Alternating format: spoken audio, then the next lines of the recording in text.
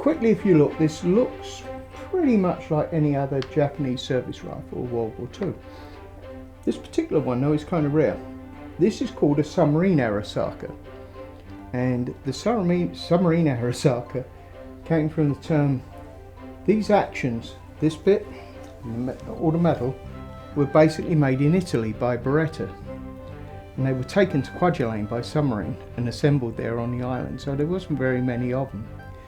So if you look at a collection of Japanese rifles, this one's got the peculiar distinction of being called the Submarine Arisaka because it was made in Italy, transported by submarine, and then assembled on an island.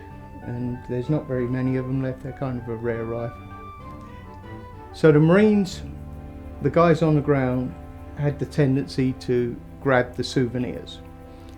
Well, the sailors and the airmen, they wanted souvenirs too.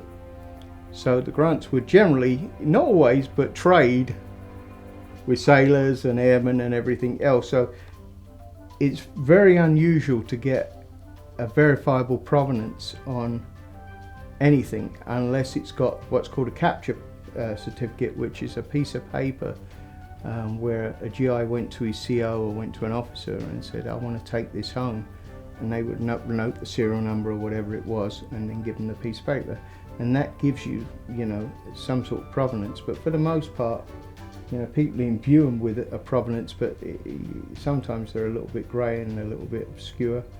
And this one came to us from a good friend who's given a number of pieces to the museum, and I just find the fact that it's somewhat obscure and unusual, you know, that it's worth including in the collection.